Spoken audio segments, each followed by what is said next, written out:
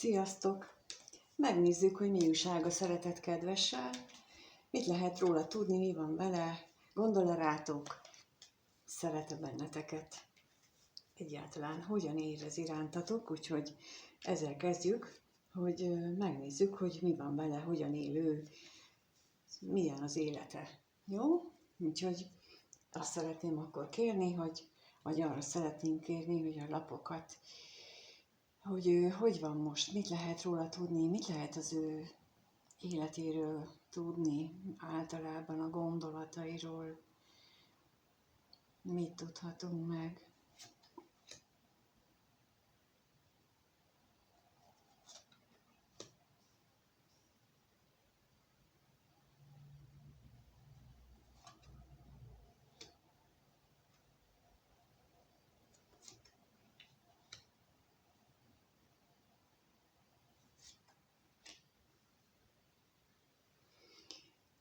Hát, gondolatait kértem, azt kaptuk. Alapvetően arról szólnak a lapok, hogy mi az, ami őt gondolati szinten leginkább foglalkoztatja, és ez mindenképpen az, hogy mi is egy kapcsolat, miről szól mondjuk egy házasság, egy elkötelezett kapcsolat, milyen hazugságok, vagy milyen dolgok férnek bele, és mennyire fontos az ember életében a pénz, és minden megkérdőjeleződik benne, amit ő korábban gondolt. Úgy érzem, hogy ezek a gondolatok, amelyeket most itt a lapok mutatnak, azok sok esetben ilyen nagyon újszerűen hatnak, időnként ilyen felháborító, az a szó is jött közbe, hogy felháborítja őt magát, hogy milyen gondolatai támadnak neki, tehát hogy olyan annyira újszerűek ezek a gondolatok, hogy ezzel maga is megrémül saját magától. Itt a bíróval az elején az egyértelműen azt mutatja, hogy nagyon renitens gondolatai vannak, nagyon, nagyon más. De hát tulajdonképpen a mostani energiák, azok igazából, akiket így érintenek, vagy akiknek ezt érezniük kell, azoknak nagyon is ezt hozza be a térbe, hogy vizsgálják felül mindazt, amiben eddig hittek, hogy valóban jól hittek, valóban úgy működnek a dolgok, ahogy eddig hitték, és most ezt látom itt ebben az ő gondolataiban is. No, de akkor a bíróra kérnék szépen most, hogy arról mit tudhatunk még meg bővebben, milyen gondolatai vannak még a bíróval kapcsolatban.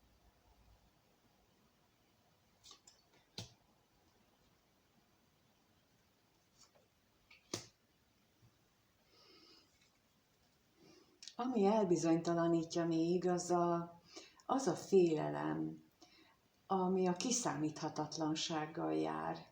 Lehetséges, hogy ő egy olyan típusú ember, aki nagyon szereti előre eltervezni az életét, szereti tudni, hogy akkor ma 3-kor ez történik, holnap délután 5-kor meg amaz, és egyébként pedig pontosan tudom, hogy melyik nap mit fogok csinálni, hétvégén hova megyek, mit csinálok, általában hogy működik az élet, és ehhez képest, és megint az jött, hogy milyen újszerű gondolatai vannak, és ez félelemmel tölti el, hogy ezek a váratlan dolgok, amik benne is, és gondolatok benne is végbe mennek, vagy azok a váratlan dolgok, amelyek tulajdonképpen számára fontosak, értékesek, voltak a múltban is, és most más szemszögből látja őket,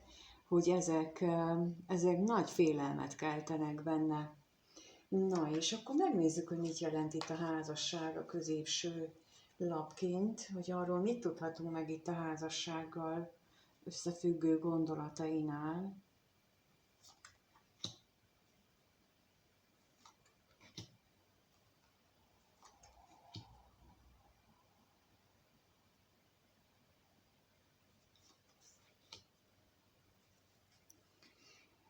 Lehetséges, hogy egyes esetekben ő meg szeretné osztani ezeket a gondolatokat, ami ezzel kapcsolatosan neki eszébe jut. Meg szeretné osztani azt a vágyát, hogy erről beszélhessen, hogy kikérdezni valaki másnak a véleményét, hogy ő mit gondol erről, hogyan vélekedik, hogy ez csak az ő fejében van így, vagy más is gondol ilyeneket. Lehetséges, hogy ilyen bizonytalan dolgokról van szó benne, vagy ő magában elbizonytalanodik, és ezt szeretné így valakitől hallani, hogy nem, csak te neked vannak ilyen gondolataid, vagy azt mondani, hogy de, neked van. Szóval, hogy ő egyáltalán valamiféle megerősítés jelleggel szeretne kommunikálni erről. Mármint arról, hogy egy tartós kapcsolat, egy kapcsolat az milyen. És akkor most a hamisságra kérnék szépen. A hamisságra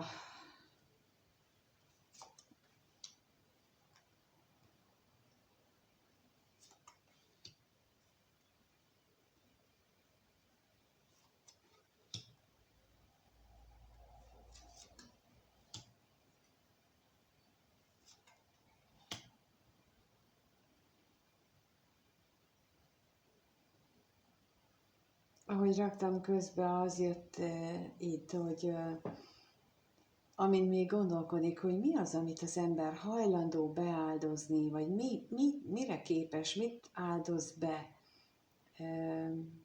bizonyos dolgokért, olyan hazugságokért, olyan téveszmékért, amiben leéli az életét, miközben ezzel sok mindent elveszít. És itt a halál, özvegyember, özvegy asszony párossal úgy érzem, hogy ez megint egy olyan téma, amiben az ő gondolatai nagyon nagy változáson mennek keresztül. Lehetséges, hogy itt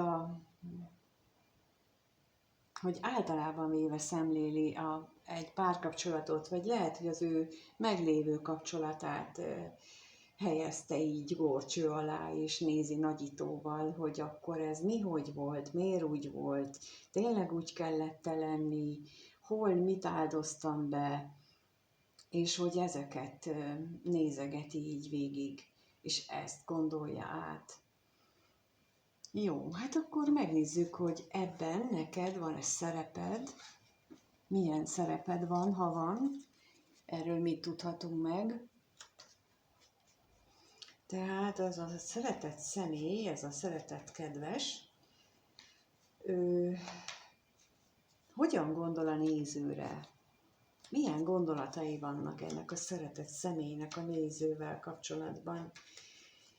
Milyen gondolatai van ennek a szeretett személynek a nézővel kapcsolatban? Vannak-e gondolatai, és ha igen, akkor milyenek? Hogyan gondol rá? Ez a szeretett személy hogyan gondol rá?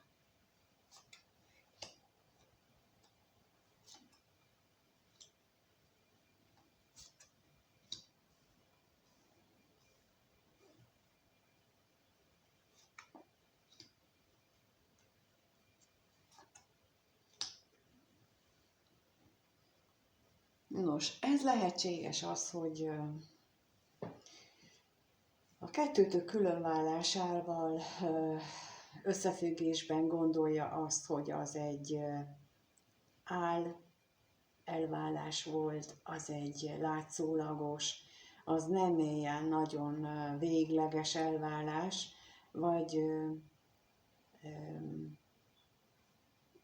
vagy egy olyan ígéreten, egy ilyen felszínes, hamis ígéreten alapul,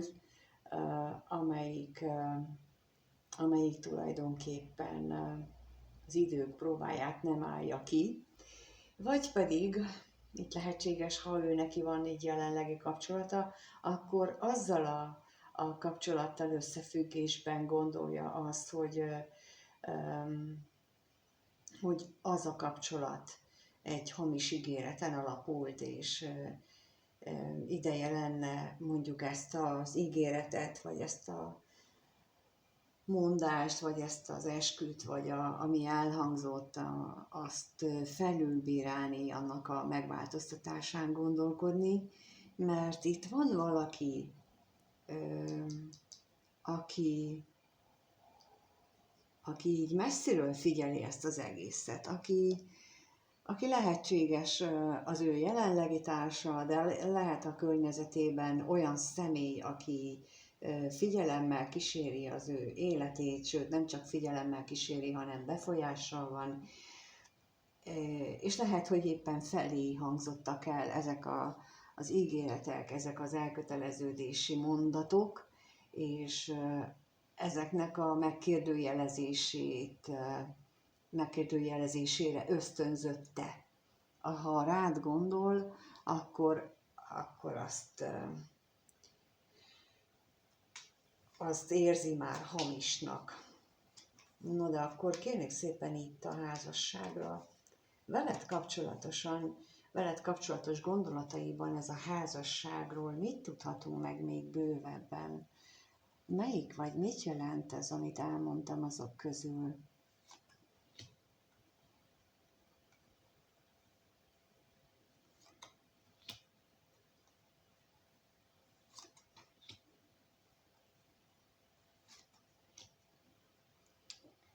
Hát azt látjuk, hogy gondolkodik. Rengeteget gondolkodik.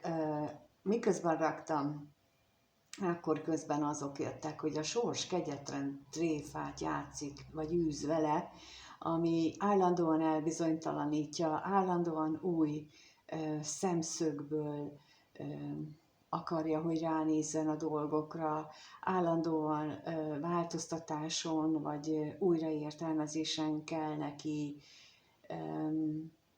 gondolkodnia, legalábbis így éli meg. És ezt a veled való, vagy ha rád gondol, mindenképpen a veled való kapcsolata váltja ki benne, és ez így, tehát ő így éli meg, ha rád gondol, akkor ezek mind eszébe jut. Mint mondtam, hogy a sors kegyetlen tréfát űz vele. Mondjuk, ahogyan az előbb láttuk, hogyha ő egy ilyen nagyon olyan személyiség, aki szereti előre megtervezni az életét, tehát a kiszámíthatóságot kedveli, akkor ezek a váratlan, a sorsnak a rángatásai, azokat nagyon nehezen élhet meg, és úgy tűnik, hogy történnek vele dolgok, nem is ritkán, nem is kicsik, és ezen sokat agyal. A halálra kérnék szépen, hogy mit tudhatunk meg itt még a halállal összefüggésben.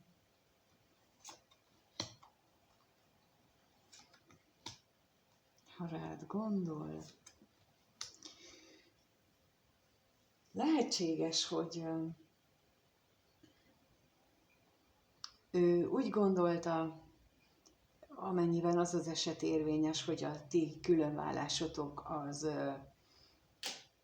az majd megoldja azt a problémáját, hogy nem fog reménykedni már a veled való kapcsolatában, vagy képes lesz majd téged elfelejteni, vagy képes lesz majd a veled lévő kapcsolatát úgy kezelni, hogy ez is olyan volt, mint a többi, és túllépünk az egészen.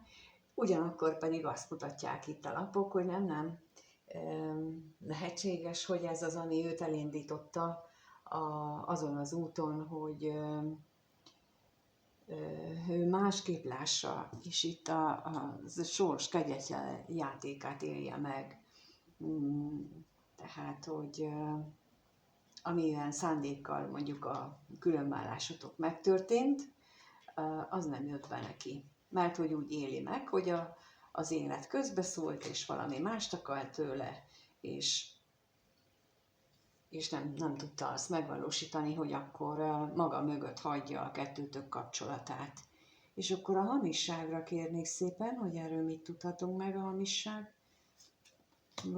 mi az, amit megtudhatok a hamissággal?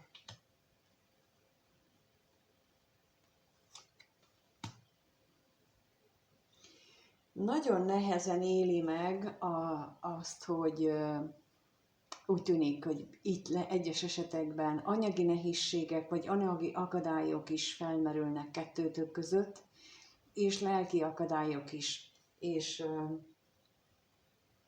De ez lehet, hogy nem csak kettőtök között van ez az anyagi és lelki akadály, hanem, mint mondtam, hogy ez egy korábbi ígéret, egy másik kapcsolatban tett ígérethez fűződik, és ott jelennek meg ezek az anyagi és lelki akadályok, vagy annak a felülbírálata, ahol például lehet itt ez a harmadik személy, az, aki miatt ezek az akadályok előjönnek, de mindenképpen a gondolatok, a veled kapcsolatos gondolatok ezt is előhozzák benne. És akkor rákérdezünk most itt az özvegyasszonyra, hogy róla mit tudhatunk meg, mi az, amit vele kapcsolatosan megtudhatunk.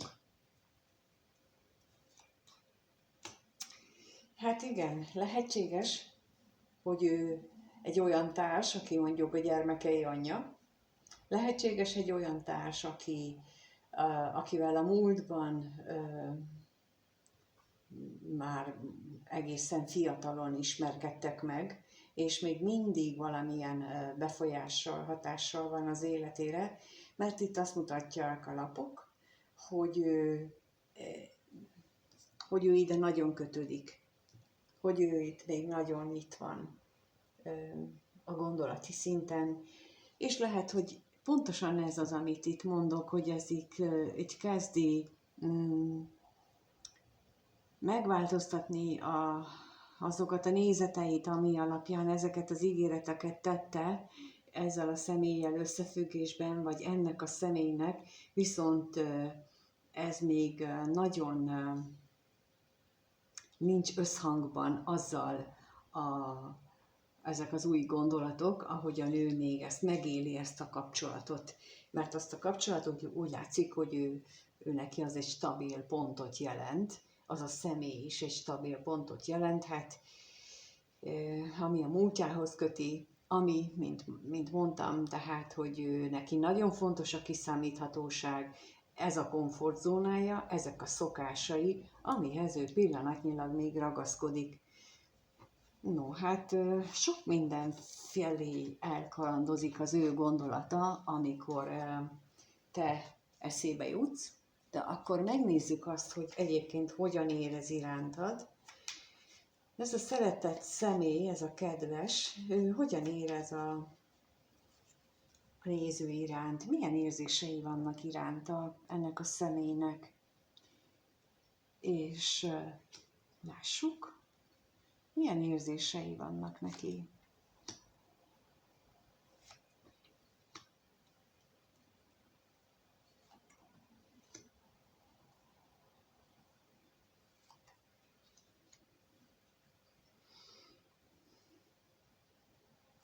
És volt időszak az életemben, amikor azt gondoltam erre a kérdésre, hogy milyen érzései vannak irántad, akkor erre két válasz van, hogy vagy szeret, vagy nem.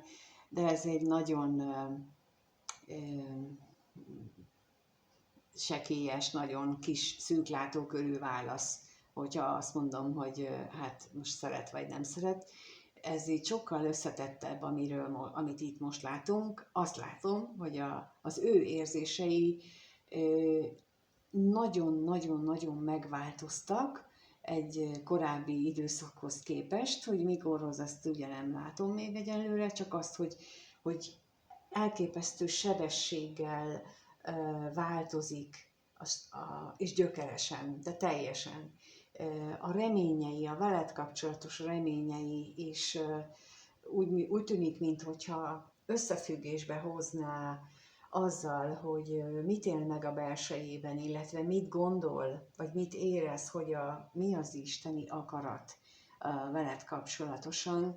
Tehát, hogy itt az ő érzéseiben ilyen tényleg iszonyú nagy változást érzékelek, nagyon sok minden lehet, amit ő most itt érzés szinten megpróbál hátrahagyni. Na de majd mindjárt megkérdezzük, és ez most lesz, hogy a tolvajra milyen plusz információt kaphatunk, tehát mi az, amit ő megpróbál hátrahagyni érzések, a veled kapcsolatos, a nézővel kapcsolatos érzéseiben. Mit hagy hátra?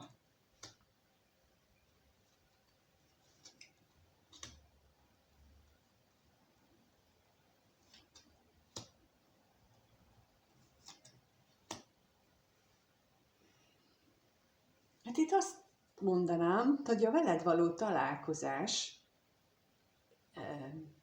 hatására megváltozik az ő elképzelés arról, hogy mi az otthon fogalma, és amit mondtam, az volt a kérdés, hogy mit próbál hátrahagyni, hát ennek a személynek és a befolyását, illetve azoknak a gondolatoknak, tévhitek vagy hitrendszereknek a hátrahagyása, amit korábban ő gondolt. Ugye, ami a legelső kérdésnél ki is jött, hogy ő nagy változást él meg egy párkapcsolattal gondolati szinten, összefüggésben, úgyhogy itt is ez jön ki, hogy ő megpróbálja az irántad való érzéseinek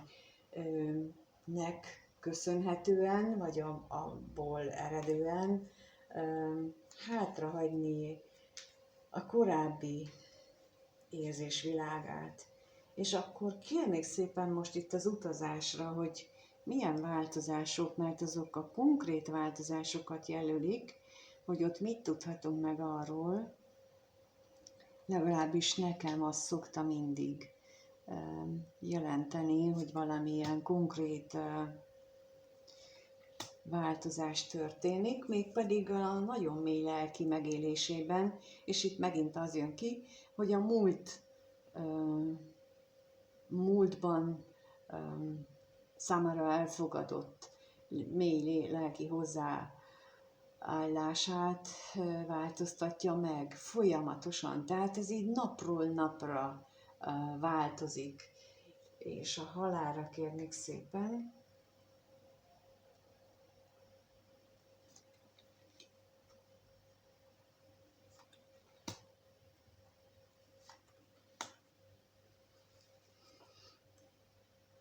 Lehetséges, hogy ez a változás, ez annyira újdonsága számára, hogy új szokásokat követel tőle, ő maga is meglepődik, hogy milyen új dolgokat él meg, vagy tapasztal meg, és azt látom, hogy ő egy teljesen nagy átalakuláson megy keresztül, és ez az érzéseiben is megy, tehát nem csak a gondolati szinten, amit az előbb láttuk, és ez mind a te indítatásodra, vagy a te hatásodra történik benne, állandóságra, kérlek szépen, állandóságra, hogy mi ez az isteni beavatkozás.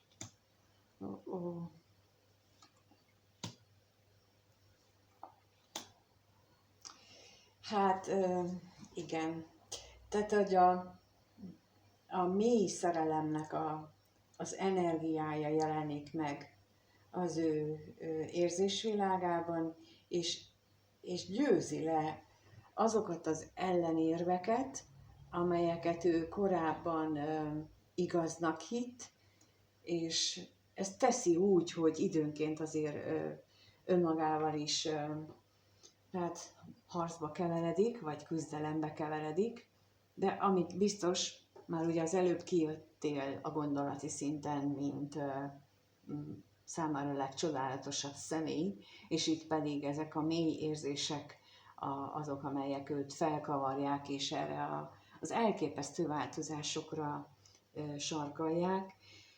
Na most, amikor valakinek ilyen mély érzései vannak, tulajdonképpen az érzésvilágunk az, amelyik képes bennünket a személyiségünkben, az életvitelünkben változásra bírni, és őt most úgy látom, hogy ez a nagyon mély, az irántad való nagyon mély érzései viszik arra az útra, hogy önmagával szembenézzen, és felülbírálja a korábbi életét, a korábbi nézeteit, a korábbi elképzeléseit a világról, és ezt látjuk itt most a lapokban. Hát, ettől szebb dolgot szerintem egy nő, vagy hát mindegy, vagy nő, vagy férfi, nem tehet a másikért, és nem adhat neki, mint hogy a saját életének a átgondolására késztesse. És itt úgy látom, hogy itt azért az isteni beavatkozás is megtörténik, vagyis azért ezek az érzések, amik benne átalakulnak, azok nagyon is összhangban vannak az égi iránnyal, igen, vagy az előre eltervezett, az égiek által eltervezett iránnyal, úgyhogy ez így nagyon szépnek látszik, de akkor megnézzük, hogy a következő néhány napban mire lehet számítani, a néző mire számíthat ettől a szeretett kedvestől, néhány napban, egy hétben, mire számíthat a néző ettől a szeretett kedvestől.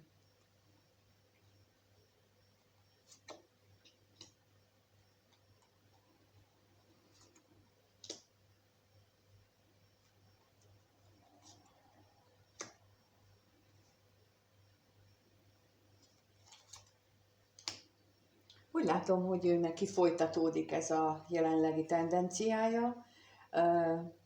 Továbbra is azt mérlegeli, hogy milyen veszteséggel jár ezek az ő gondolatai, az ő vágyai, milyen veszteséget okoznak neki mondjuk a kapcsolatában, ahol van kapcsolat, ha nincs kapcsolata, akkor a veled való kapcsolatában milyen változást eredményez, illetve hogy mennyire bizonytalan az amit azok a vágyai, amelyek benne vannak, azok milyen nagy bizonytalanságot rejtenek az ő életében, illetve azok milyen veszteséget jelenthetnek. És hogy ez hová fog alakulni, akkor itt most az utazásra kérek, mert az érdekel ilyen most például engem a legjobban, mert hogy ez konkrét cselekvést jelent, és azt jelenti, hogy itt azért lesz valami konkrétan. Hát,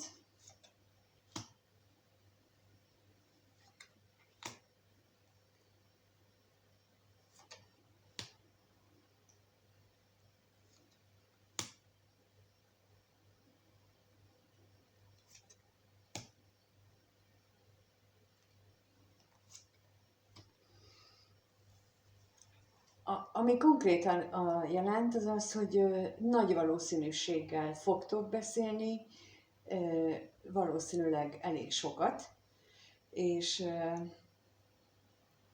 nagyon nagy az esélye annak, hogy ő erről a dilemmáiról, erről a dolgairól akar veled beszélni, hogy ő benne ezek milyen változást okoznak, a félelmeiről talán, de lehetséges, hogy csak egyszerűen a múltját kezdi el sorolni, hogy mi volt jó, mire emlékszik, hogy a múltjában ő mit szeretett leginkább. Mert ugye egyes emberek könnyebben elmondják ezeket a mély gondolataikat, mások pedig ilyen közvetett módon igyekeznek megismertetni a másik szemét arról, hogy ő mit szeretne tudatni, és akkor olyankor elkezdik a múltról, a gyerekkorról beszélni, és az egy nagyon fontos, hogyha ő a gyerekkori megéléseiről beszél, és ott olyankor célszerű a hallgató félnek erre nagyon is nyitottan, ítélkezésmentesen, odafigyeléssel hallgatni, mert nem is biztos, hogy véleményt vár, ha vár, akkor majd megkérdezi, ha meg nem, egyszerűen csak hallgatóságra vágyik, és lehetséges, hogy itt ezt látjuk, hogy ő egyszerűen csak el szeretné mondani, hogy ő mit gondol, milyen változások mennek, és ha kíváncsi a véleményedre, azt szerintem meg is fogja kérdezni. És akkor itt a veszteségre is kérnék szépen, veszteséggel kapcsolatosan mit tudhatunk meg, mi az a veszteség.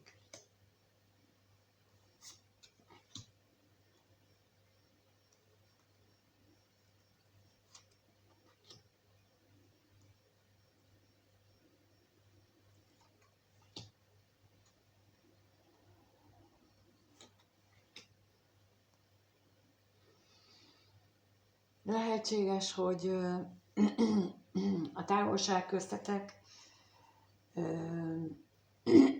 azt eredményezte nála, vagy azt gondolta, hogy reménytelen az, hogy ketten ilyen nagyon szenvedélyes szerelmet éljetek meg együtt, és ezt egyenlőre, ezt a vonalat is viszi még tovább, hogy nem tudja elképzelni, hogy hogyan alakul, de hát ez teljesen normális abban az esetben, amikor valaki így élte meg az életét eddig, hogy szinte percre pontosan tudni akarja, hogy mi, hogy történik. Viszont itt most nagyon fontosnak érzem, hogy arról is beszéljek, hogy neki is az lenne a legjobb, és mindenkinek, hogy engedjük meg az égieknek azt, hogy úgy intézzék a dolgokat, ahogyan a szerintük a legjobb. És akkor itt mindig mondjuk el azt is, hogy legyen meg a te akaratod, Uram, de ezt őszintén, és ne reklamáljunk, hogyha úgy érezzük, hogy most büntet bennünket, mert annak megvan az oka, még akkor is, ha mi nem tudjuk, hogy miért. És itt azt érzem, hogy ő nem adja át, nem adja ki a kezéből a gyeplőt, ő tudni akarja. Márpedig itt a megoldás biztosan az lesz, hiszen ott volt az előbb az égieknek a figyelme, hogy lehet, hogy arra várnak a föntiek, hogy mondja már ki végre, hogy legyen meg a te akaratod, Uram. Mert amíg ez nem történik meg, addig nem tudják úgy irányítani az eseményeket, hogy az a nagy égi forgatókönyv szerint menjen. És emberi mértékkel pedig nem látjuk azt át. Én sokszor megtapasztaltam már ezt, hogy mivel én egész életemben sokkal messzebb, hosszabb távokban és sokkal több dimenzióban tudtam gondolkodni, mint átlagban az emberek, ez gyakran váltott ki ellenérzést, hogy nem értették, hogy miért csinálok a másikat, és hiába is próbáltam elmagyarázni, nem tudtam elmondani, és most is gyakran szembesülök ezzel, hogy próbálom elmondani azt, amit én érzékelek, és nem mindig tudom úgy kifejezni, mert sokkal bonyolultabb. És itt is ezt látom, hogy ő nem tudja ezt a szemüveget levenni, és átadni a látás képességét másnak. És itt még akkor a bíróra is kérek, mi ez a bizonytalanság, vállás?